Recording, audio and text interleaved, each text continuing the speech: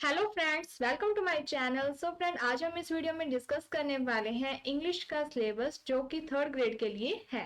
तो कौन सा सिलेबस होगा, इंग्लिश में कौन से टॉपिक आएंगे, इन सब के बारे में हम डिस्कस करेंगे। तो इसका बेस क्या है कि जिस बेस पर हम ये कह रहे हैं कि यही टॉपिक लगभग आ सकते हैं, तो ये आपका है 2013 का एग्जाम। तो हम इसी पेपर को एनालाइज करेंगे, इसमें क्वेश्चन कौन से पूछे गए हैं, कौन से टॉपिक में से क्वेश्चन आए हैं, उन सब के बारे में हम डिस्कस करेंगे। जिससे कि जब तक आपका सिलेबस नहीं आ जाता है तब तक हम इस सिलेबस के अकॉर्डिंग अपनी तैयारी करेंगे। तो ये जो आपके सामने पेपर है, ये 2013 का थर्ड ग्रेड का जो मेन एग्जाम है उसका सिलेबस है। आपके एग्जाम में टोटल 5 सेक्शन होते थे, जिसमें से फर्स्ट और सेकंड सेक्शन आपका राजस्थान से रिलेटेड होता है, राजस्थान जीके। एंड थर्ड और फोर्थ जो सेक्शन है ये आपका साइको से रिलेटेड होता है। इसमें टोटल 40 क्वेश्चन पूछे जाते हैं एंड इसमें भी 40 क्वेश्चन पूछे जाते हैं। जैसे कि हर पर सेक्शन में क्या है, 20 क्वेश्चन पूछे जाते हैं। एंड जो फिफ्थ सेक्शन है ये आपका सब्जेक्ट से रिलेटेड होता है एंड इसमें टोटल 60 क्वेश्चंस पूछे गए हैं। ये जो 60 क्वेश्चन है ये 2-2 मार्क्स के हैं, इसलिए यहाँ पर ये जो क्वेश्चन है ये 120 नंबर के हैं। इसके अलावा ये जो क्वेश्चन है 40 एंड 40, टोटल हो गए 80 क्वेश्चन। 80 क्वेश्चन 80 मार्क्स के ही हैं, यानी कि पर क्वेश्चन 1 नंबर का है। तो आपको ये चीज ध्यान देनी है कि इंग्लिश के जो क्वेश्चन है वो 2 मार्क्स के हैं, अदर्स जितने भी क्वेश्चन है साइको या फिर राजस्थान जीके से वो 1-1 नंबर के हैं।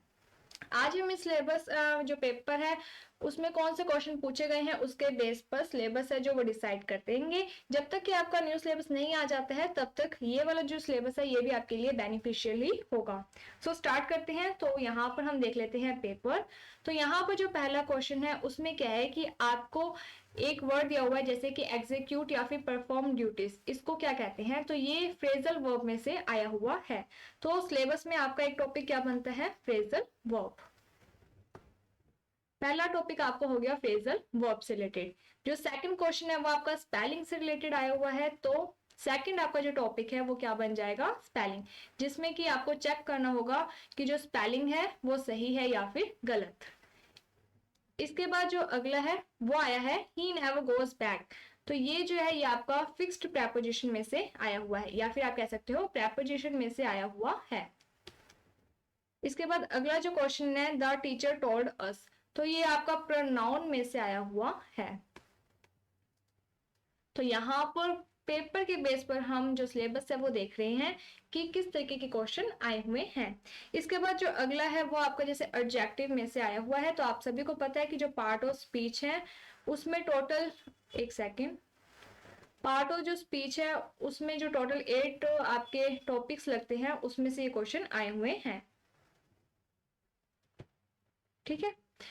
और एक चीज मैं आपको ये भी बता देना चाहती हूँ कि अब आपको पता है कि आर्ट एट का एग्जाम होगा, जिसमें क्या होता है कि या तो आपको लैंग्वेज फर्स्ट लेनी होती है इंग्लिश, या फिर लैंग्वेज सेकंड आप इंग्लिश लोगे।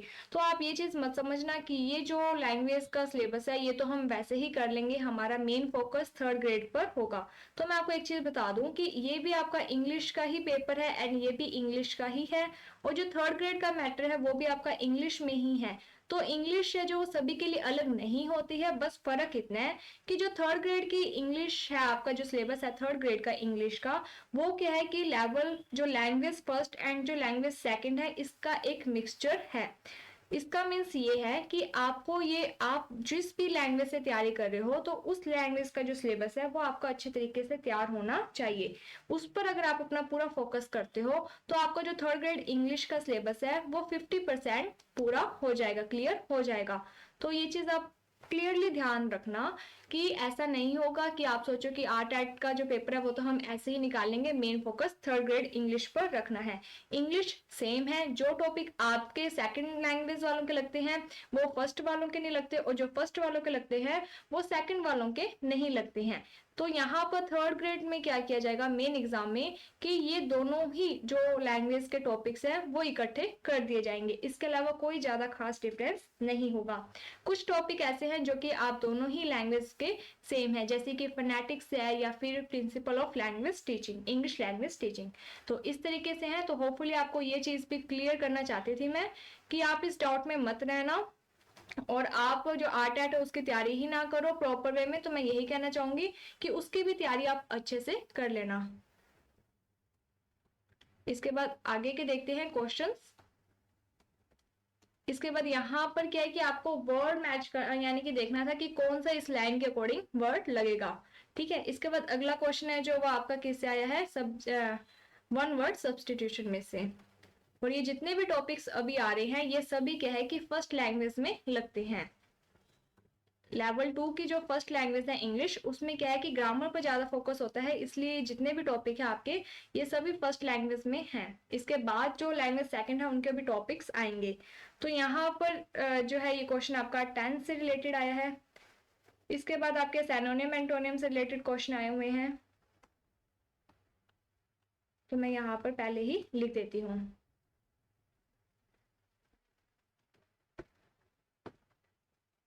इसके बाद ये जो क्वेश्चन है वो आपका आर्टिकल में से आया हुआ है। ये जितने भी आप टॉपिक देख रहे हो ये सभी किसके हैं, तो ये लैंग्वेज 1 जिनके पास भी है उनके हैं। ठीक है,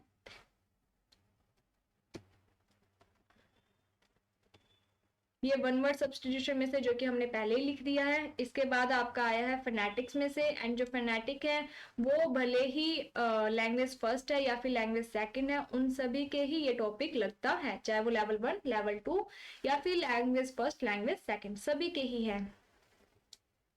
इसके बाद यहाँ पर फिर से फिक्स्ड प्रेपोजिशन से रिलेटेड क्वेश्चन है, ये आपका टेंस से रिलेटेड क्वेश्चन है। इसके बाद यहाँ पर मोडाल्स से रिलेटेड क्वेश्चन है, एंड आपको पता होगा कि जो मोडाल्स हैं वो आपके जो लेवल 2 की लैंग्वेज सेकंड है इंग्लिश जिनके पास भी, उनका ये सिलेबस है, उसमें ये टॉपिक है आपका मोडाल्स। इसके बाद क्वेश्चन टैग जो कि लैंग्वेज फर्स्ट का है। ठीक है, इसके बाद अगला जो क्वेश्चन है वो भी टेंस वगैरह से रिलेटेड है।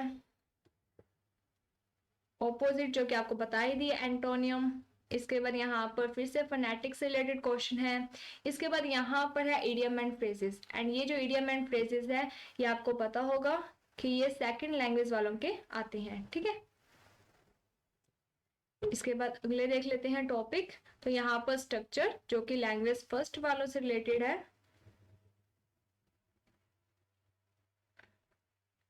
नेक्स्ट जो क्वेश्चन है वो आपका इडियम एंड फ्रेजेस है, ये भी आपको पता है लैंग्वेज सेकंड का है टॉपिक। ये मोडाल्स लैंग्वेज सेकंड का है। इसके बाद यहाँ पे सैनोनियम है, एंड उसके बाद यहाँ पर वही चीज है फ्रेजल वर्ब जो कि हमने पहले ही लिख दिया है, फिर स्पेलिंग, देन उसके बाद वापस से फोनेटिक। इसके बाद आपका सोनेट से रिलेटेड क्वेश्चन आया है, मींस लिटरेरी टर्म में से, जो कि लैंग्वेज सेकंड वालों के लिए है। तो यही चीज मैं बताना चाहती थी कि आपका जो सिलेबस है वो अलग से नहीं है, बस फर्क इतना है कि उसको मिक्स कर दिया जाएगा। ठीक है, दोनों जो लैंग्वेज का सिलेबस है उसे इकट्ठा कर दिया जाएगा।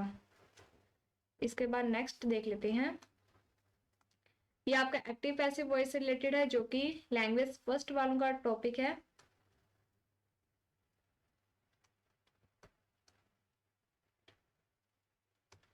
अगला जो क्वेश्चन है वो वापस आपका प्रेपोजिशन से रिलेटेड है। एक सेकंड में छोटा कर देती हूँ थोड़ा ये पेपर, जिससे कि हमारा थोड़ा जल्दी हो जाएगा। एक सेकंड, नहीं हो रहा, देखते हैं आगे पेपर देखते हैं फिर। इसके बाद आपका वापस आया है सिमिलर वर्ड सैनोनियम से, फिर वापस आ गया आपका फोनेटिक। उसके बाद यहाँ पर वही चीज एंड इडियम एंड फ्रेजेस है। इसके बाद यहाँ पर आपसे सैनोनियम पूछे, सैनोनियम ही है ये। उसके बाद जो अगला क्वेश्चन है वो वापस आपका इडियम एंड फ्रेजेस में से आया है। इसके बाद जो अगला क्वेश्चन है वो आपका प्रेपोजिशन में से है, एंड देन ये टेंस में से आया है। उसके बाद ये आपका मोडाल्स में से आया है, ये फ्रेजल वर्ब में से आया है, ये वन वर्ड सब्स्टिट्यूशन से है, एंड ये वही चीज है preposition, question tag, idiom and phrases, वापिस प्रेपोजिशन। फिर यहाँ पर जो अगला टॉपिक आपका आया है वो है नरेशन, जिसे डायरेक्ट एंड इनडायरेक्ट स्पीच भी कहते हैं। तो ये वाले जो टॉपिक है इन्हें हमें पढ़ना है, इसीलिए ये टॉपिक्स मैं यहाँ पर लिख रही हूँ। एंड इसके बाद ये एक्टिव पैसिव वॉइस में से आया है। वापस ये question tense, modals, question tag, idiom and phrases, ये आपका वापस वही है determiner, articles, spelling, similar word, again WH structure, modals, then ये पैसिव वॉइस, आर्टिकल, स्पेलिंग। इसके बाद यहाँ पर वही चीज़ है कि आपको एक लाइन दी है, आपको पहचानना है, तो स्ट्रक्चर से रिलेटेड हो जाएगा ये क्वेश्चन। और जो लास्ट वाला क्वेश्चन है वो भी स्ट्रक्चर से रिलेटेड ही है कि जो स्टार्टिंग है वो हम किससे करते हैं। तो इस तरीके से कुल मिला के आपका ये जो पेपर है ये बनता है।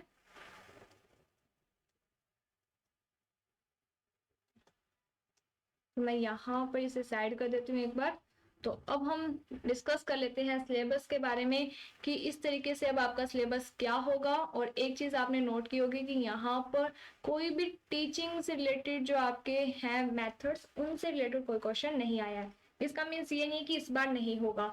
तो आप सभी को पता है जब भी सिलेबस चेंज होता है तो कुछ ना कुछ चीज़ें ऐड की जाती हैं। कभी भी जो टॉपिक्स होते हैं उन्हें कम नहीं किया जाता है बल्कि उन्हें बढ़ाया ही जाता है। तो इस तरीके से अब आपका जो सिलेबस है वो लगभग एक तरीके से अनुमान ही लगाया जा रहा है, प्रॉपर नहीं है, पर फिर भी हाँ इतना कह सकते हैं कि अगर आप ये चीज़ तैयार करोगे तो आपको नुकसान नहीं होगा, कहीं ना कहीं इसका बेनिफिट ही होगा। बट मैं आपको एक चीज़ बता दूं, अगर आपका आर्ट का एग्जाम जुलाई के आसपास होता है, जैसे कि डेट निकली हुई है, तो अगर ये जुलाई के लास्ट वीक में हो रहा है तो आपको जो थर्ड ग्रेड का एग्जाम है वो लगभग आपको 2 या 3 महीने मिलेंगे। अगर आप अपनी जैसे अगर आपकी लैंग्वेज फर्स्ट है आप उसकी अच्छे तरीके से तैयारी कर लो, या फिर आपकी लैंग्वेज सेकंड है तो आप उसकी अच्छे तरीके से तैयारी कर लो। मेन बात यह है कि आपकी जो तैयारी होगी वो अच्छे तरीके से होनी चाहिए, जिसके कारण क्या होगा कि आपका 50% सिलेबस तो अच्छे से तैयार हो जाएगा। बाद में जो 50% सिलेबस है वो आपको जो टाइम पीरियड यहाँ से यहाँ तक का मिलेगा 2-3 महीने का, उसमें आप इतना अच्छे तरीके से कर सकते हो।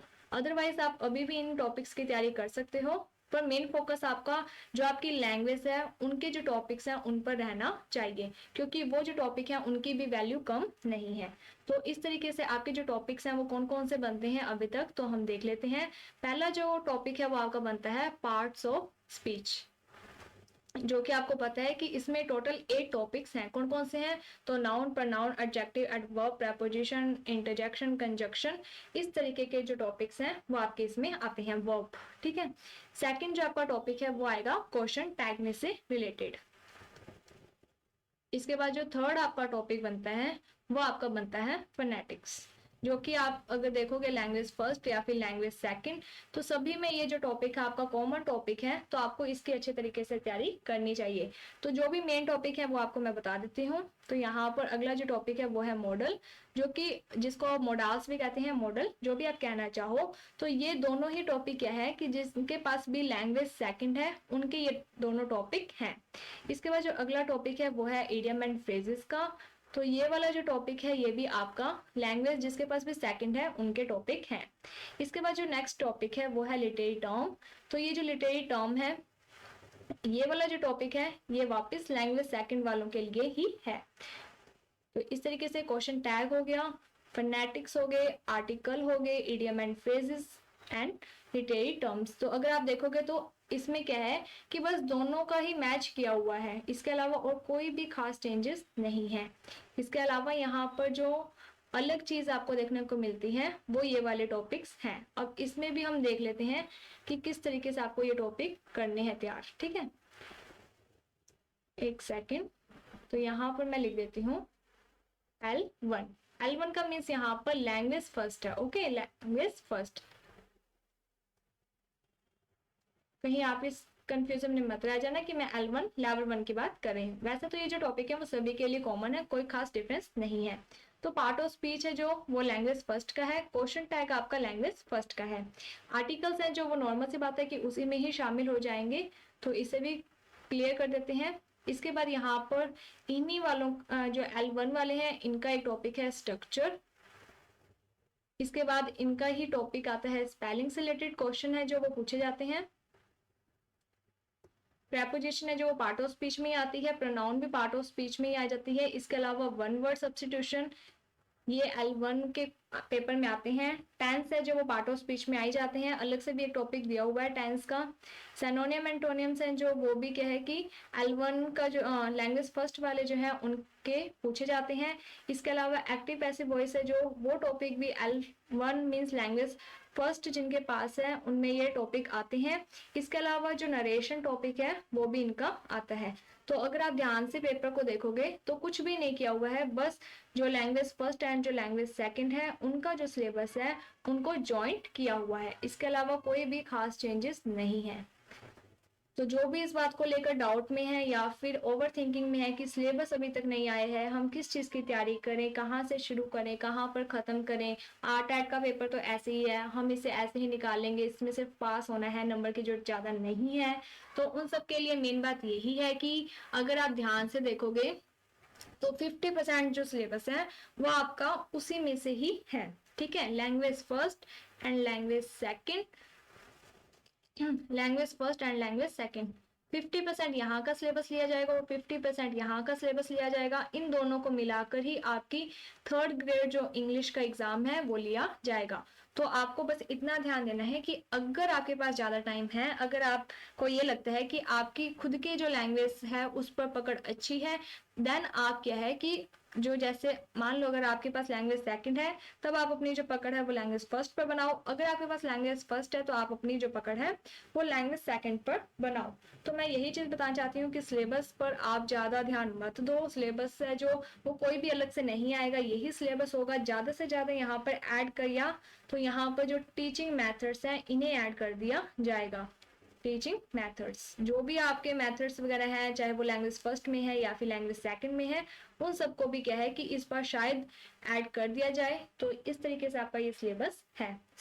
अगर आप चाहते हो तो इस चैनल पर आपके लिए डेली ये जो इंग्लिश का एग्जाम है इससे रिलेटेड वीडियोस बनाई जाएंगी। अगर आप चाहते हो तो जरूर कमेंट में बताना। तो आपके लिए क्या है कि डेली आपका ये जो टॉपिक है वो क्लियर करवाए जाएंगे, चाहे वो लैंग्वेज फर्स्ट के हैं या फिर लैंग्वेज सेकंड के हैं, जिससे कि आप सभी टॉपिक को देख सको और उसके अकॉर्डिंग पेपर की तैयारी कर सको। एंड इसके साथ ही अगर आपने पेपर को ध्यान से देखा है तो पेपर में क्या है कि अगर यहाँ पर मॉडल्स दिए हुए हैं, कोई भी टफ पेपर नहीं आता है, बेसिक जो आपका है वो क्लियर होना चाहिए। तो यहाँ पर मैं यही पूछा है कि कैन का यूज कहाँ पर करते हैं, जैसे पॉसिबिलिटी के लिए, परमिशन के लिए, मे का यूज है जो वो ब्लेसिंग के लिए, पॉसिबिलिटी परमिशन के लिए करते हैं, मस्ट का यूज है जो वो नेसेसिटी के लिए होता है, शुड का यूज एडवाइस वगैरह के लिए होता है। इन सब बातों को भी पूछा गया है। तो मेन चीज आपके लिए यही है कि ज्यादा डीप में पढ़ने से पहले आप जो बेसिक है उन्हें जरूर क्लियर करना। एंड इसके साथ ही 2013 का जो पेपर है उसको पूरा एनालाइज किया गया है, उसके जो क्वेश्चंस के आंसर है, आंसर की पेपर के साथ बताई गई है, तो आप उसे भी जरूर देख लेना। ओके, सो होपफुली आपके लिए ये जो वीडियो है वो थोड़ी सी हेल्पफुल रही होगी। So thank you friends for watching my video. Thank you.